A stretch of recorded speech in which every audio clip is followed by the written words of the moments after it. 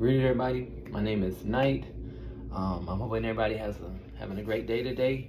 I hope it's a little bit cooler out there than where I'm at. It's 107 degrees out here, 41 Celsius. Very, very hot. But today, long story short, I'm gonna be sharing a video with you, some knowledge with you guys about familiars. This is a subscriber request, and so I had a little time right now to make a little brief video on familiars and what they are. And how do you know if you have them? And if you want one, how can you get a familiar to help you? I will say as a disclaimer, if you're not into this, disregard the message. If you want to watch it for entertainment purposes, so be it. Please don't judge the video, because just as you as the collective might not like this topic, it doesn't mean that other subscribers or other people might find my content might not find this appealing to learn, okay? Just please be mindful of that, respectful, and do no harm to none. So, all right. When it comes to familiars, from my personal experiences and also from others I've met and what I've seen, all right, I'm just going to give you a general baseline of what familiars are and then how they come to you, okay, and how you can obtain them in your life. So familiars, right? They can show up as animals, they can show up as insects, they can even show up, believe it or not, as your ancestors, right? It doesn't mean I'm degrading them, but there are witches or people who identify as witches, or even shamans, or just magical people, or even just regular people like you or me, that have this gift where they can conjure a soul that's passed on to help them. And so that can be a familiar. And sometimes familiars come to you automatically through deities or the spirits that are around you, whether you're aware of this or not. A lot of these familiars come from past lives as well, especially if you're in the magic, especially in the dark magic, but also it could be in the light.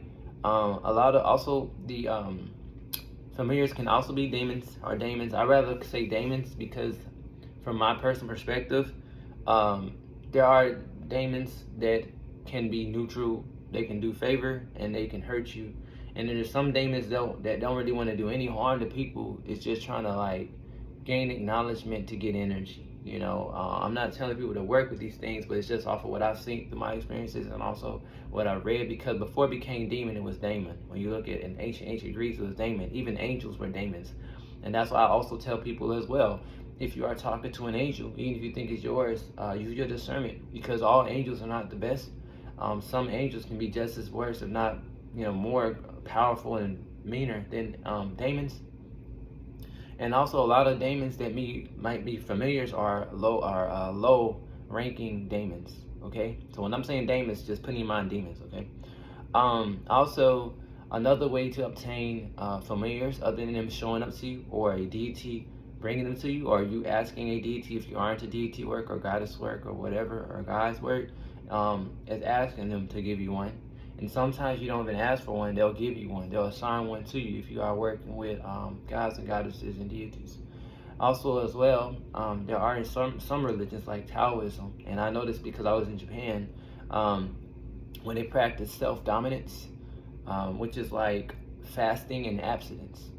So believe it or not, guys, when you fast and, go abstinent, don't have any sexual acts, it actually lightens your energy, frees you up from having soul connections, and it allows spirits to come through you, especially when you're a channeler medium like me. It's just light, it helps you out. Right now, when you think of the word familiars, I would be cautious and tell you to be aware of who, if you're to talk, it's good to talk about this with friends if they're open to it, but just don't bring up the topic about familiars with just anybody, especially people who are of an older generation or an older mindset. They can be young with an older mindset. Especially if they're like very, very like over religious or just very fearful and just in general. Like there might be people who are not even fearful, they're just scared or don't want to talk about topics like that. They can be atheists if people don't want to talk about this, and they might shun you for these topics. So be aware of who you speak about with familiars. And also there's people who don't even do this stuff, who work 9 to 5 jobs every day and have no idea that they have familiars helping them, protect them. And it's not because they conjured it. I'm telling you right now, guys, when you have a soul contract, not only with your angels, there's other spirits. And so you might be around somebody at work that's negative, and you might not realize why you're feeling this negative energy. They might have like demons attached to them, and they don't realize it could be a family curse, generation curse. They don't know. Like you might see somebody at work being successful, their love life is messed up, or they always talking in ways that are toxic or gossiping, it's other energies affecting that other than their soul. I just had to put that side piece out there. Also, I'm only saying this, be cautious of what you tell people, because it has a negative connotation with it. Meaning, like, back in the day, especially during the witch trials and even after that, they would accuse women, and very, very few men, of having familiars. I'll give you a story. In 1566, you can look this up. I hope I'm pronouncing her name. I hope I don't butcher it. I think her name was Agnes Water. So Agnes. I'm gonna say it again. Agnes is her first name. Agnes Water. Well, yeah, Water. It's Agnes, pretty much Water. She I'm pretty sure her name was Water or something like that. But anyway, Agnes, 1566. They had a Waterhouse case, and she was the first woman in England to be persecuted for witchcraft, and they persecuted her for, because she admitted and she confessed to owning a cat, which was her familiar, to go out and injure and do harm to people and unalive people. Okay, and they persecuted her in England, 1566. Agnes, you can look it up. Agnes. I'm not clear on her last name, but you'll see this. I'm reading this up because even though people are not persecuting women and men for working with these things, you don't want people slandering your name just because you decide to have just a simple conversation about familiars, right? Because they don't have a clear understanding of what it is. Because I will say, yes, familiars can be bad depending on what they are and what you do with them and your will. But also, sometimes they do things in your favor that you didn't ask for. So again, like, I look at familiars just like, I don't want to say karma. I'm just going to look at it as like a contract, a soul contract you have with, like, so yes, you can call them. You can even do spells. You can put yourself in a circle and conjure them in. You can ask your deities and all that. But most of the time in the natural way, they're going to show up. So if you start notice you keep seeing a cat come by your house like every day at 12 o'clock, oh, that's a huge sign that that's a familiar for you. Like, especially if it's coming like right at your doorstep of your yard, yes. If you feel like there's a black bird, like a raven, keeps landing near your car every single day at the same time, but it's not even getting food, it's just walking, looking at you like it's a human or something, that's familiar. Even if a bug, you can have a cricket come in your home, hopping around, and you're like, why is it always coming in my room at 10 o'clock at night? Because I watch the time periods, because that's how I noticed. Like, when I first moved into this place, the first sign I saw, I was always seeing the same three cats. It was like a white one, and a black one, and a brown one. There were always three cats, and they would be walking around. Like, one would come to my door, and every time I'm channeling or trying to get a message from my guides, one would show up at my door, one would come to my back patio, one was on my roof. I don't know how I even got on my roof. I'm serious, like 2 stories like on my roof. I'm like, how does it even happen? So then I started realizing those are signs, just like the hawks. One time I was going through some things, I had to go to the hospital, and for hawks, to me, it's like a message from the angels and things like that. So when they were flying around my room, I just took it as a good confirmation. To me, those are familiars. And then it was crazy, right? During that time, I would go to sleep. I would have visions of hawks in my dream. I started having visions of cats. Like, I had a vision, my door opened, and 3 cats walked in, and that's when they brought this, pretty much, that's when I had the meetup with Hecate, right? And I wasn't even really trying to talk to her. It's not because I'm bad. You gotta understand, it was a contract, right? So I'm using this as an example. Just like when I said I had an encounter with Archangel Gabriel. Now, if I'm so bad, why is Gabriel coming to me? I hope this makes sense, guys, because you gotta remember, we are a mix of dark and light, and it's like we're under amnesia, and the spirit world knows this. All right, but it's about what you do with these familiars or this knowledge that is sent to you when these things happen to you, right? If you notice my channel, I talk about things that not everybody's gonna want to be vibing with or want to talk about. They always want to just keep saying angels, or they're just gonna cut it off and just say demons. They're not gonna tell you about the in-between spirits, the spirits that are not identified. And I'm not talking about aliens. Like, there are spirits that have like half human features. I've seen them. You can say they're demons. I've even seen spirits that are like minotaurs. So again, familiars. So back on the subject, familiars. So again, if you want one, you can ask your guides or whatever you're into to bring you one. Or if you don't feel comfortable talking to them at all, you can put it upon yourself to do some type of ritual through a candle, or you're sitting in a circle meditating, calling in and wait for a sign. Or you can just find synchronicities in life, like what happens to me with animals, certain things coming to you and things of that nature. And if you decide to work with them, show homage and be grateful. But be aware though, if you are to talk to spirits, just make sure you're, if you're not into that, don't make sure it's not a demon or some type of wicked angel that is shapeshifted or being like letting you see it as a positive. I hope this makes sense. So, because I tell people this is all day, and this is something I kind of frustrated with. I'm not frustrated with other mediums and psychics, but I just feel like, how do I explain this to you guys? Like, yes, we have our ancestors around us sometimes, and you always have an angel and a guide with you all the time.